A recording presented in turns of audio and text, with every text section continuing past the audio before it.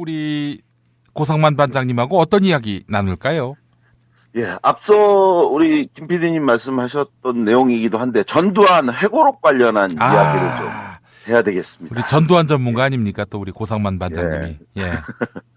이 얘기를 바로 하지 않으면 많은 분들에게 이럴 수도 있지 않나라고 하는 그리고 좀 쉽고 간결하게 깔끔하게 좀 정리할 필요가 있어서 예. 이야기를 좀 준비했는데요. 박정희에 대해서 제가 이야기할 때 늘 소개하는 짧은 글이 있어요. 예. 친일 군인으로 총을 잡아 그 힘으로 쿠데타를 일으켜 권력을 찬탈한 유신 독재자. 이게 이제 박정희에 대한 권력을 잡는 과정에서의 이 일생을 간단히 정리한 건데 바로 이 박정희에게 정치적 양아들로 불렸던 또 다른 쿠데타 군부 독재자. 이게 전두환이거든요. 예. 이 전두환이가 회고록을 썼다면서 지금 사회적 큰 논란을 일으키고 있는데 예. 그 내용 하나하나가 일일이 열거하기 고통스러울 정도로 참담해서 이 각계의 분노가 폭발하고 있잖아요. 그렇습니다. 예. 이 전두환이가 내놓은 세 권의 회고록 이 중에 일부 내용을 인용해 보면 시대적 상황이 12.12와 5.17을 불렀다. 어떤 이들에게는 아직도 12.12와 5.17이 내 사적인 권력 추구의 출발점이라고 단정되고 있겠지만 나를 역사의 전면에 끌어낸 것은 시대적 상황이었다라고 하면서 이제 이런 글을 써서 내고 있어요. 그러니까 본인은 어떤 권력 찬탈의 의지가 없었는데 시대가 자기를 그 역사의 현장에 불러들였다 이런 얘기입니까? 끌어냈다 이렇게 이제 표현을 하고 있는데 아니 그 나이 처먹고 그런 족 같은 소리라는 게 어떻게 말이 되는지. 정말 제가 하고 싶은 욕인데 차마 저는 이게 말이 안 나와서 시원합니다. 예, 개 같은 소리지 그게 무슨 말도 안 되는 소리라고 있어. 그러니까요. 이 혼란과 갈등의 소용돌이는 누군가의 헌신과 희생을 요구한다. 비상한 상황에서는 불가피하게 비상한 수단을 사용할 수밖에 없는 경우가 있는 것 이렇게 썼는데 이러한 이제 말도 안 되는 소리에 누군가가 또 혹시 동조하는 특히나 20대 젊은 분들 이런 분들은 저 사람이 얘기하는 게 또 저런 얘기도 맞지 않나 뭐 이런 얘기를 하시는 분이 있지 않을까 싶어서 오늘 그 이야기를 좀 짧고 간결하게 쉽게 좀 정리하고 싶어서 방송을 준비했는데요. 예. 다들 아시는 내용이겠지만 먼저 79년도에 있었던 12.12 군사반란 이 전두환이가 일으킨 진짜 이유가 뭔지 이걸 좀 말씀을 먼저 드릴게요. 79년도 12월 12일 날 이 박정희가 피살된 후에 당시에 군인 중에서 가장 계급이 높았던 사람은 육군 참모총장이었던 정승화였는데요. 예. 이 정승화가 계엄사령관으로 취임을 하게 됩니다. 그리고 나서 이 정승화는 당시 대통령 권한대행이었던 최규하와 함께 북정의 최고 책임자로 일하게 되는데요. 예. 이때 정승화가 우려했던 정치구인이 있었는데 그가 바로 전두환이었습니다. 예. 이 전두환은 이제 박정희에게 충성해서 얻은 신임을 기반으로 해갖고요. 육사 출신 중에 각 기수별로 소수를 뽑아서 예.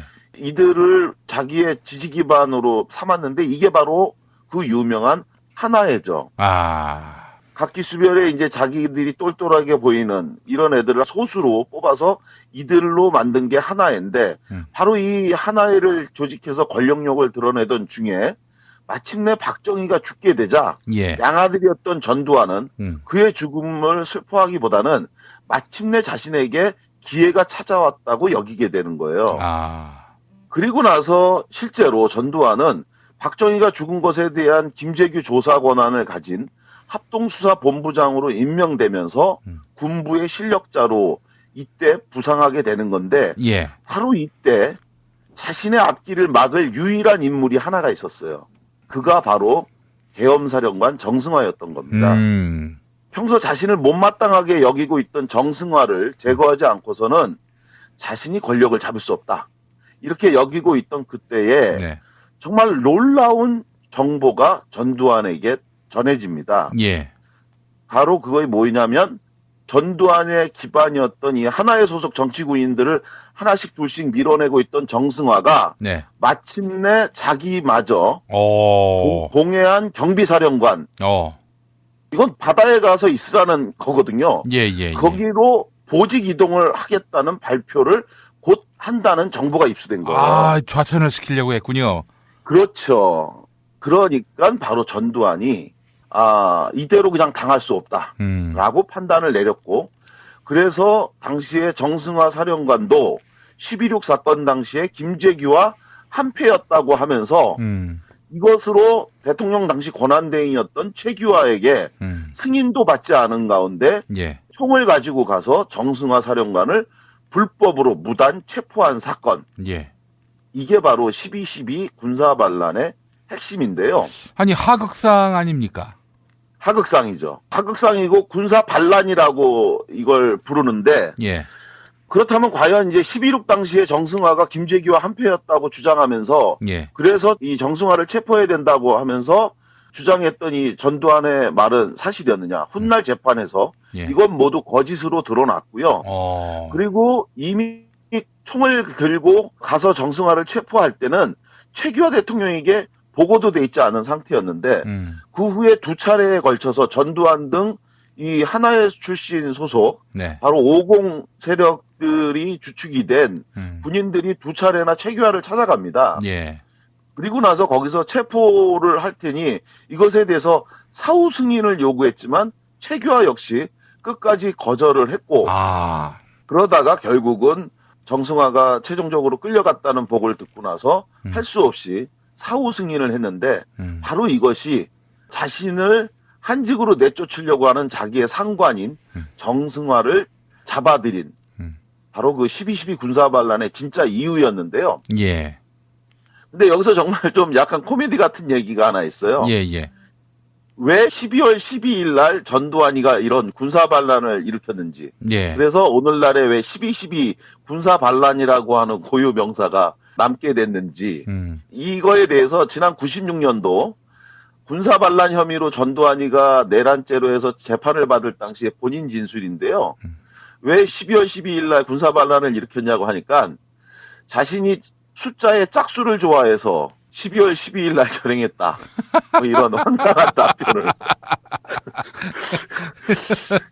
외우기 좋게. 훗날 외우기 좋게.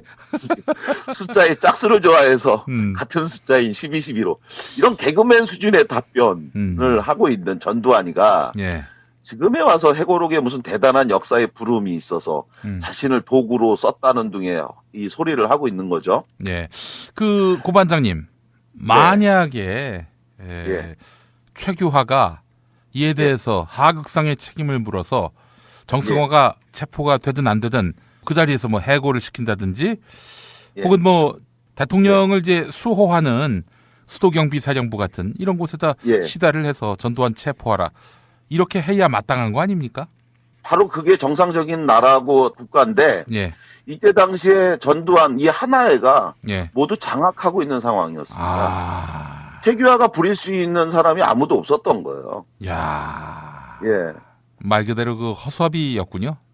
최규하는. 그러니까 거의 압박과 윽박을 질러가면서 결재하라고 하면서 군인들이 들어가서 때로 대통령이 안 된다고 하는데 승인해라 그러고 무시하면서 가서 체포했던 거였고 그것이 결국은 이 최규하가 사실상 전두환한테 쫓겨나서 권력을 이양하고 물러나와서 죽을 때까지 제가 볼 때는 무슨 의리나 이런 게 아니라 너무 창피해서 자기가 그렇게 쫓겨나는 것이 너무 창피하니까 쫓겨난 과정에 대한 이야기를 하지 않고 끝내 입을 다물고 사망한 거다. 저는 이렇게 보고 있고요. 여하간 이렇게 12.12 군사반란을 통해 권력을 장악했던 전두환이가 이후에 이제 모든 권력을 다 장악했죠. 자기 위에 있던 정승화까지 잡아서 이등병으로 강등을 시켜버렸고 그렇게 해서 권력을 찬탈하기 위해서 본격적으로 준비한 것 이게 바로 1980년 5월에 자신이 사령관으로 있었던 보안사령부를 통해 세웠던 K공작 계획 바로 이 계획을 실행하면서 권력을 장악하게 되는데요. 이 K공작 계획이라고 하는 것은 쉽게 말해서 군부의 정치 참여를 정당화하는 여론을 조성하는 음모였습니다. 이걸 통해서 이제 비상계엄 전국 확대, 국회 해산, 국가보위 비상기구 설치 등을 골자로 하는 집권 시나리오를 기획한 건데요. 이때 당시에 전두환이 신군부 세력이 이것을 위해 조성했던 유포했던 허위사실이 하나 있었어요. 그것이 바로 1980년 5월 10일 그러니까 광주에서 5.18 민주화운동이 일어나기 일주일 전에 전두환 신군부 세력이 일본을 통해 첩보를 입수했다고 하면서 예. 이른바 북계 남침설을 유포하기 시작합니다. 예. 북계가 남침을 준비하고 있다. 이런 이야기를 일본의 내각 조사실을 통해서 정보를 입수하게 됐다. 이렇게 하면서 전두환이가 이번에 낸 이 회고록에서 주장하는 이른바 비상한 시기에는 비상한 대응이 필요하다라고 하면서 주장하는 내용이 북계 남침에 의해서 조국이 위기에 처해 있었고 이런 상황에서 자기가 조국을 지키기 위한 불가피한 선택. 자, 그런데 북계 남침설 이것은 이후에 조작된 것으로 이제 드러나게 되는데요. 전두환 신군부는 5월 10일 날 중정을 통해서 대북 특이 동향을 경고하는 북계 남침설 보고서를 작성케 한 후에 그리고 나서 5월 12일 날 임시 국무회의에서 이 북계 남침설을 정식으로 보고합니다. 예. 그러면서 전국 비상계엄 확대 실시의 필요성을 제기하는데요. 과연 이것이 사실이었느냐? 당시에 육군본부 정보참모부는 이렇게 임시 국무회의에 보고하기 하루 전날인 5월 11일 날 이 북계 남침설은 가치가 없는 첩보다 이렇게 해서 이미 결론을 내린 상태였는데요. 이런 상황에서 더 중요한 증거자료가 드러납니다. 바로 1980년 5월 13일 당시 주한미군 사령관이었던 존 이컴 사령관이요. 예. 본국 백악관에 보고한 전문인데요.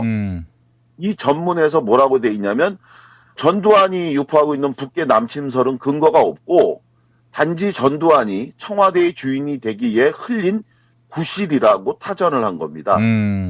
그리고 이러한 보고에 따라서 미국 국무부 대변인은 북계 남침설과 관련된 어떤 정보도 미국은 입수하지 못했다라는 공식 발표도 하는데 이런 이제 터무니없는 거짓말로 전국 비상계엄 확대를 필요하다 이렇게 이제 내세운 건데요. 자, 여기서 이제 중요한 이야기가 바로 이겁니다. 그렇다면 전두환은 왜 5월 17일 날 예. 이러한 그 전국의 비상계엄을 확대하기 위해서 허위사실까지 유포했고 이것을 적극적으로 비상계엄을 통해 갖고 결국은 광주 민주화운동 피해 학살 만행을 벌이게 됐느냐? 예. 바로 답은 당시 5월의 봄이라고 불리던 당시 서울의 그 민주화 열기 이게 이제 전두환에게 위기를 초래케 한 건데요. 예. 사회 각계에서 조속히 빠른 시간 내에 유신학법을 철폐하고 네. 대통령 직선제를 해라. 이렇게 이제 요구하니까 당시 정부와 국회에서는 비상계엄 해제를 골자로 해갔고요. 임시국회를 소집해서 조속히 빠른 시간 내에 대통령 선거 일자를 정하겠다. 예. 그렇게 해서 정한 날짜가 바로 5월 20일 오전 10시였습니다. 그 전에 해결하려고? 그렇죠. 5월 20일 오전 10시에 만약에 임시국회가 열리게 된다면 예. 그러면 이날 차기 대통령 선거 일정 및 개헌 일정이 발표가 될 거고 이렇게 된다면 전두환을 중심으로 한 신군부 세력은 자신들이 그동안 준비해왔던 권력 장악 시나리오가 무산되는 겁니다. 그래서 바로 5월 17일 날 있지도 않은 국가위기, 안보위기를 주장하면서 계엄을 확대했던 거고 그리고 이런 조치를 통해서 전두환은 자신의 권력 기반에 걸림돌이 될 만한 모든 민주인사 및 정치인들을 체포했고 그들에게 김대중 내란 음모 사건을 조작해서 감옥에 가둔 건데요. 바로 이러한 때 유일하게 전국에서 유일하게 전두환의 폭압에 저항한 곳이 있었는데 그곳이 바로 광주였던 겁니다.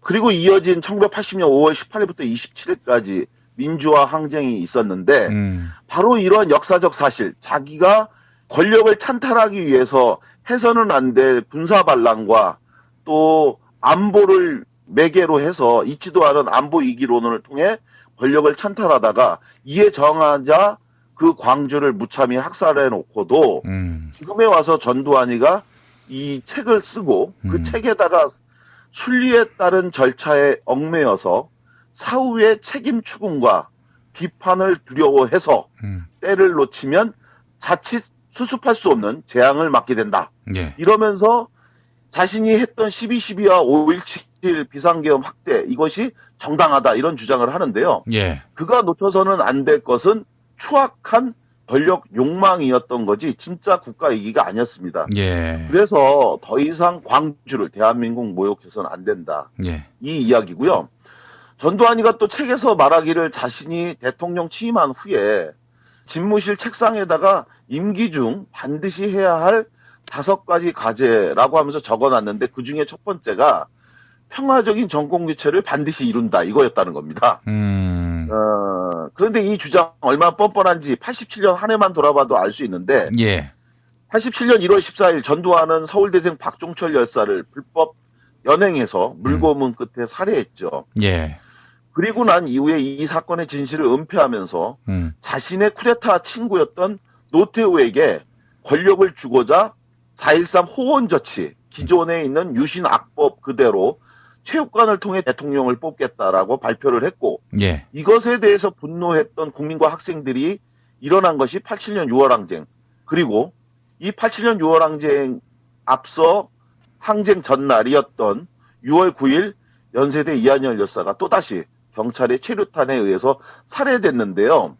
이런 행위를 하고도 전두환이가 이 책 서문에서 내가 헌정사상 처음으로 소종의 임기를 마치고 퇴임했고 정부를 평화적으로 후임에게 이양한 것은 우리의 현대 정치사에 하나의 이정표를 세웠다는 의미를 갖는다. 예.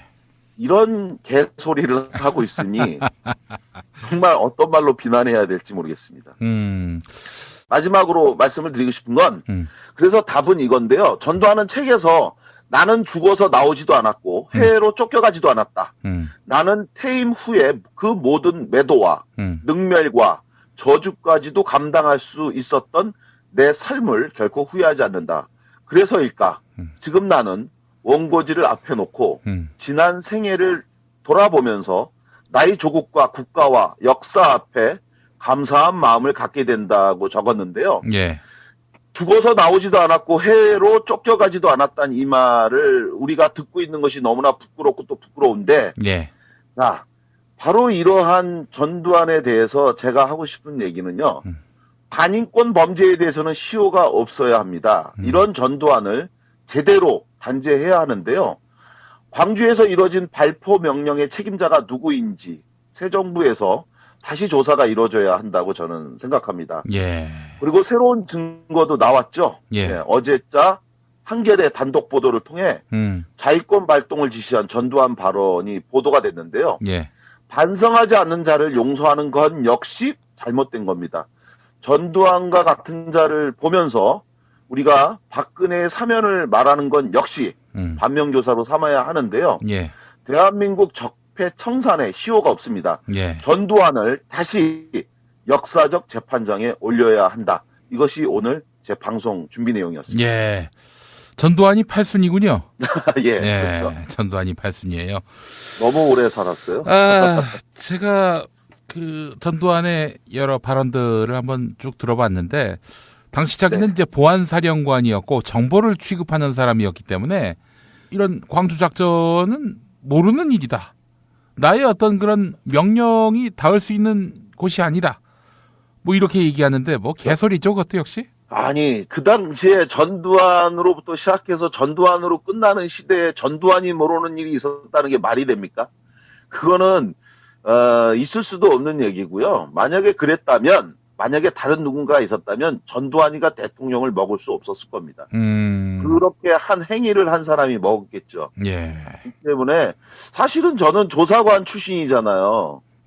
저한테 이 일을 맡겨주신다면 깔끔하게 정리해드릴 수 있는데. 전두환 조사 맡겨주면은 정리할 수 있다. 그렇죠. 이 단순한 사실 그리고 또 이미 96년도 재판을 통해서 다 드러난 진실인데 예. 여전히 왈가왈부한다는 것 자체가 시간 낭비입니다. 예. 아니 근데 왜 김대중 노무현 정부 때 나쁜 과거를 깔끔하게 청산하지 못했을까? 예. 그런 또 질문을 하지 않을 수가 없습니다. 뭐 늘 나오는 얘기죠. 당시에 IMF가 터진 상황하에서 최초의 정권 교체를 이뤘던 김대중 대통령이 사실은 대통령 하나만 바뀌었지 그 밑에는 아무런 권력 기반이 제대로 없었으니까 전두환을 사면을 하는 것을 통해서 국가적 위기인 IMF를 극복하는 것이 우선이다 이렇게 생각을 했던 것 같고요. 예. 저는 이렇게 생각해요. 노무현 정부 때 해야 하는데 그걸 하지 못했던 것, 이것이 오늘날의 답이 되어야 한다. 저는 지금도 여전히 왜 저 사람들의 눈치는 보고 이렇게 자기들의 지지를 위해서 열심히 하는 사람들이 요구하는 것에 대해서는 정치적인 여러 고려를 하시는지 좀 답답한데 박정희가 왜 도대체 계속 대통령으로서 예우를 받고 참배를 가야 하는지 예, 한 번 대통령을 해먹으면 쿠데타를 통해 불법 선거를 통해 독재를 통해 해서는 안 될 악법을 통해 권력을 유지해도 그것에 대해서 왜 계속 인정해야 하는지 너무 안타까운데 바로 그런 것들이 제대로 청산되는 나라 이걸 만들기 위해서 지금도 가는 거고요. 그런 것을 위해서는 우리가 좀 더 힘을 모으고 또 함께 해야 될 것 같습니다. 그래서 이런 방송을 통해서 깨닫고 각성하고 또 뭉치는 그런 분들이 바로 우리가 생각하는 그 안타까운 일을 해소할 수 있는 일이 아닌가 싶어요. 예. 정권 교체가 됐는데 전두환 박정희까지는 아니더라도 세월호 천안함 진실 제대로 예. 규명하지 않으면은 저 진짜 그건 감당 못합니다 진짜. 이것도 괜히 무슨 국민 통합 화합 이거 얘기하면서 하면 안 돼. 덥자는 놈들은 그쵸. 정말 지위고하를 막론하고 저의 적이 될 겁니다. 아주 그냥 저도 함께 하겠습니다. 우리 네. 김PD님. 절대 용서하지 않겠습니다. 아주 지구 끝까지 쫓아가서 정말 내가 그딴 생각을 왜 했나라고 대대로 후회하게끔 만들 생각입니다. 역사의 정의가 제대로 규명되지 않으니까 전두환이가 저렇게 혀를 나불거리는 그쵸. 거 아니겠어요? 또 아울러 최순실이가 그쵸. 끝까지 거짓말을 하고 맞습니다. 말이죠. 박근혜도 그렇고요. 네. 진리와 정의, 진실에 대한 경외감이 없는 사회는 무너질 수밖에 없습니다. 예, 철저하게 우리가 이런 나쁜 세월, 나쁜 나라를 뒤엎어야 되겠습니다. 맞습니다. 예, 자 고상만 반장님 오늘 말씀 잘 들었습니다. 예, 고맙습니다. 오늘 우리 고상만 반장님하고 어떤 이야기 나눌까요? 예, 앞서 우리 김PD님 말씀하셨던 내용이기도 한데 전두환 회고록 관련한 이야기를 좀 해야 되겠습니다. 우리 전두환 전문가 아닙니까? 또 우리 고상만 반장님이. 예. 이 얘기를 바로 하지 않으면 많은 분들에게 이럴 수도 있지 않나라고 하는 그리고 좀 쉽고 간결하게 깔끔하게 좀 정리할 필요가 있어서 예. 이야기를 좀 준비했는데요. 박정희에 대해서 제가 이야기할 때 늘 소개하는 짧은 글이 있어요. 예. 친일 군인으로 총을 잡아 그 힘으로 쿠데타를 일으켜 권력을 찬탈한 유신 독재자. 이게 이제 박정희에 대한 권력을 잡는 과정에서의 이 일생을 간단히 정리한 건데 바로 이 박정희에게 정치적 양아들로 불렸던 또 다른 쿠데타 군부 독재자. 이게 전두환이거든요. 예.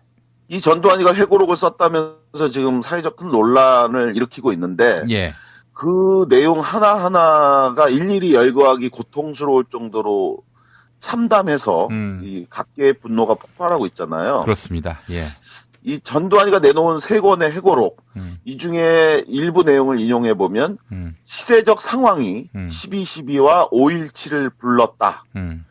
어떤 이들에게 군사 반란 이 전두환이가 일으킨 진짜 이유가 뭔지 이걸 좀 말씀을 먼저 드릴게요.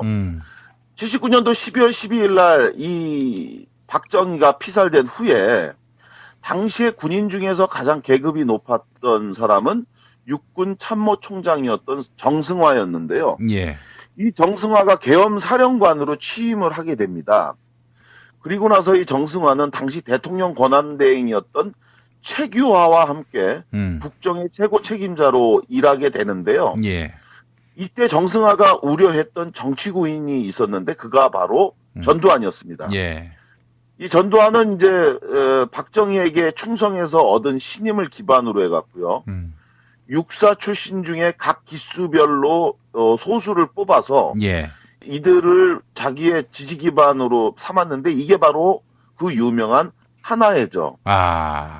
각기 수별에 이제 자기들이 똘똘하게 보이는 이런 애들을 소수로 뽑아서 이들로 만든 게 하나인데 바로 이 하나를 조직해서 권력력을 드러내던 중에 마침내 박정희가 죽게 되자 예. 양아들이었던 전두환은 그의 죽음을 슬퍼하기보다는 마침내 자신에게 기회가 찾아왔다고 여기게 되는 거예요.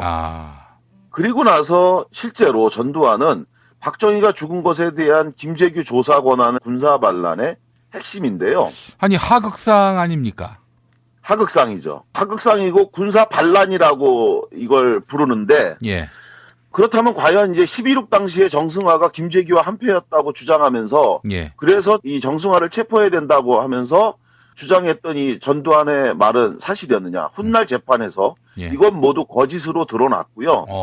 그리고 이미 총을 들고 가서 정승화를 체포할 때는 최규하 대통령에게 보고도 돼 있지 않은 상태였는데 그 후에 두 차례에 걸쳐서 전두환 등 이 하나의 출신 소속 네. 바로 50 세력들이 주축이 된 군인들이 두 차례나 최규하를 찾아갑니다. 예. 그리고 나서 거기서 체포를 할 테니 이것에 대해서 사후 승인을 요구했지만 최규하 역시 끝까지 거절을 했고 그러다가 결국은 정승화가 최종적으로 끌려갔다는 보고를 듣고 나서 할 수 없이 사후 승인을 했는데 바로 이것이 자신을 한직으로 내쫓으려고 하는 자기의 상관인 정승화를 잡아들인 바로 그 12.12 군사반란의 진짜 이유였는데요. 예. 근데 여기서 정말 좀 약간 코미디 같은 얘기가 하나 있어요. 예, 예.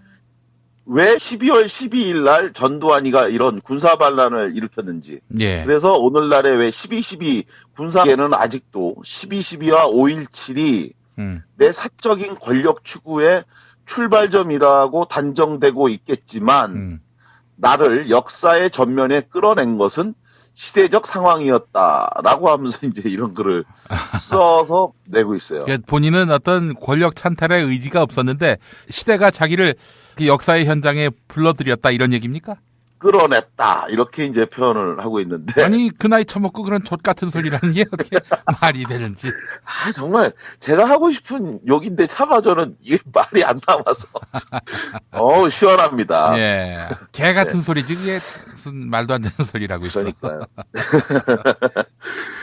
이 혼란과 갈등의 소용돌이는 누군가의 헌신과 희생을 요구한다. 비상한 상황에서는 불가피하게 비상한 수단을 사용할 수밖에 없는 경우가 있는 것 이렇게 썼는데 이러한 이제 말도 안 되는 소리에 누군가가 또 혹시 동조하는 특히나 20대 젊은 분들 이런 분들은 저 사람이 얘기하는 게 또 저런 얘기도 맞지 않나 뭐 이런 얘기를 하시는 분이 있지 않을까 싶어서 오늘 그 이야기를 좀 짧고 간결하게 쉽게 좀 정리하고 싶어서 방송을 준비했는데요. 예. 다들 아시는 내용이겠지만 먼저 79년도에 있었던 12.12를 가진 합동수사본부장으로 임명되면서 군부의 실력자로 이때 부상하게 되는 건데 예. 바로 이때 자신의 앞길을 막을 유일한 인물이 하나가 있었어요. 그가 바로 계엄사령관 정승화였던 겁니다. 평소 자신을 못마땅하게 여기고 있던 정승화를 제거하지 않고서는 자신이 권력을 잡을 수 없다. 이렇게 여기고 있던 그때에 네. 정말 놀라운 정보가 전두환에게 전해집니다. 예. 바로 그것이 뭐냐면 전두환의 기반이었던 이 하나의 소속 정치구인들을 하나씩 둘씩 밀어내고 있던 정승화가 네. 마침내 자기마저 오. 동해안 경비사령관 이건 바다에 가서 있으라는 거거든요. 예. 거기로 보직 이동을 하겠다는 발표를 곧 한다는 정보가 입수된 거예요. 좌천을 시키려고 했군요. 그렇죠. 그러니까 바로 전두환이 이대로 그냥 당할 수 없다라고 판단을 내렸고 그래서 당시에 정승화 사령관도 12.6 사건 당시에 김재규와 한패였다고 하면서 이것으로 대통령 당시 권한대행이었던 최규하에게 승인도 받지 않은 가운데 총을 가지고 가서 정승화 사령관을 불법으로 무단 체포한 사건. 예. 이게 바로 12.12